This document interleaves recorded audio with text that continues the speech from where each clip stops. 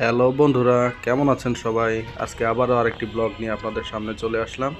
আজকের ব্লগে আমি কিন্তু আমাদের যে কর্তৃপক্ষ আছেন ইউনূস সরকার এবং আমাদের ঢাকা দক্ষিণ সিটি কর্পোরেশনের মেয়র, আমরা তাদেরকে ধন্যবাদ জানাতে চাই।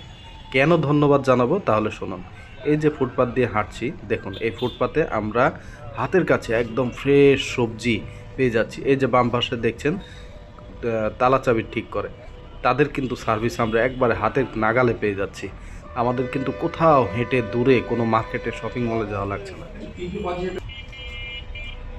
এবার ধন্যবাদ দিতে চাই এই রাস্তাঘাটের ময়লা আবর্জনা নিয়ে।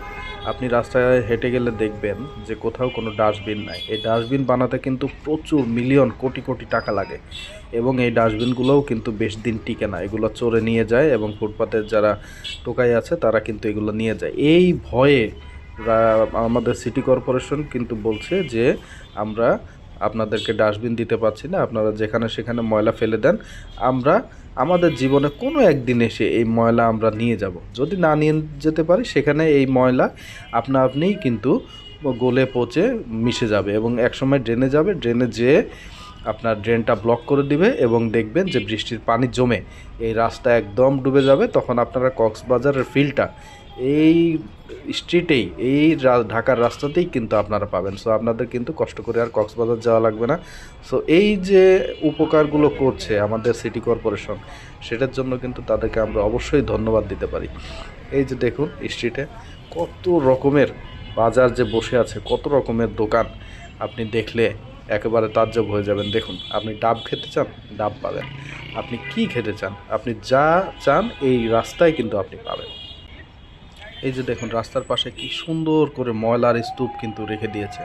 এই রাস্তার কাজ কিন্তু শেষ হয়ে গেছে, এক সপ্তাহের উপরে হয়ে গেছে, কিন্তু এই রাস্তার ময়লা আবর্জনা যা ছিল সব রাস্তার পাশে সুন্দর করে সাজিয়ে রেখে দিয়েছে, যাতে কারো যদি প্রয়োজন হয় এই আবর্জনা কোনো জমি ভরাট করার জন্য, তারা কিন্তু এখান থেকে নিয়ে যেতে পারে একেবারে ফ্রিতে। সিটি কর্পোরেশন কিচ্ছু বলবে না।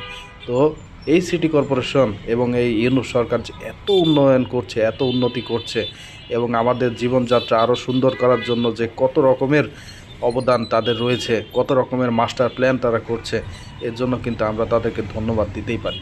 আমরা সকলে মিলে এই সরকারের জন্য, এই সিটি কর্পোরেশনের জন্য কিন্তু আমরা অনেক দোয়া করছি। অনেকে বলতে পারেন যে এই সরকারের আগেও তো এগুলো ছিল, এখনও এগুলো আছে, তাহলে এর মধ্যে পার্থক্য কোথায়? হ্যাঁ, পার্থক্য আছে। আগে ছিল, তারা দুর্নীতি করেছে, তারা অনেক খারাপ কাজ করেছে। এই জন্যই কিন্তু আমরা এই জুলাই গণ অভ্যুত্থানের মধ্য দিয়ে আমরা কিন্তু নতুন সরকারকে এনেছি, ভালো মানুষদেরকে নিয়ে এসেছি। এখন ভালো মানুষ এসেও যদি এই কাজগুলো না করতে পারে, এই জিনিসগুলো শুধরাতে না পারে, আমাদের জীবনযাত্রার মান যদি ভালো করতে না পারে, তাহলে তাদেরকে দিয়ে কী লাভ বলেন? এরকম একটি সাজানো গোছানো অপরিচ্ছন্ন ঢাকা উপহার দেওয়ার জন্য সত্যিই আমাদের কর্তৃপক্ষ আমাদের কাছ থেকে ধন্যবাদ পাওয়ার দাবিদার। দেখুন, এই রাস্তায় এমন কোনো প্রোডাক্ট আপনি পাবেন না, এমন কোনো সার্ভিস নাই যে সেটা আপনি পাবেন না। আপনার গাড়ি পাংচার হয়ে গেছে, আপনার পাশেই কিন্তু রাস্তাতেই একদম পাংচার ঠিক করার জন্য দোকান আছে। আপনার রিচার্জ করার দরকার, রাস্তার উপরেই বসে আছে। এই যে দেখুন ডান পাশে গাড়িগুলো সব পার্কিং করা এস আলমের। প্রতিদিন তাদের শত শত এরকম কুরিয়ারের গাড়ি এসে দাঁড়ায় এবং জ্যাম বাঁধায়, কিন্তু দেখার কেউ নাই। অথচ একটা যদি বাইক কোনো সিগন্যাল ব্রেক করে, সাথে সাথে তার ধরে 2-3 হাজার টাকার মামলা দিয়ে দেয়। এইরকম সরকার যদি 5 বছর কেন, আমার তো মনে হয় যে 50 বছর এই ইউনূস সরকার ক্ষমতায় থাকুক এরকম, তাহলে উনি দেখবেন যে বাংলাদেশকে সিঙ্গাপুর নয়, একদম আমেরিকা 2 বানায় ছাড়বে। USA 2 হবে বাংলাদেশের নাম, এবং এই দেশ একদম জঞ্জালে, আবর্জনায় এবং ট্রাফিক জ্যামে ভরে একদম সুজলা সুফলা, একদম স্বপ্নের মতো বাংলাদেশ হয়ে যাবে। যে বাংলাদেশের আমরা স্বপ্ন দেখি, সেই বাংলাদেশ কিন্তু নির্মাণ করতে চাইলে এই ইউনূস সরকারকে আমাদের 10 বছর 50 বছর কিন্তু রাখতে হবে। কোনো নির্বাচন আমরা চাই না। ধন্যবাদ ইউনূস সরকার, ধন্যবাদ সিটি কর্পোরেশন। ভালো থাকবেন সবাই।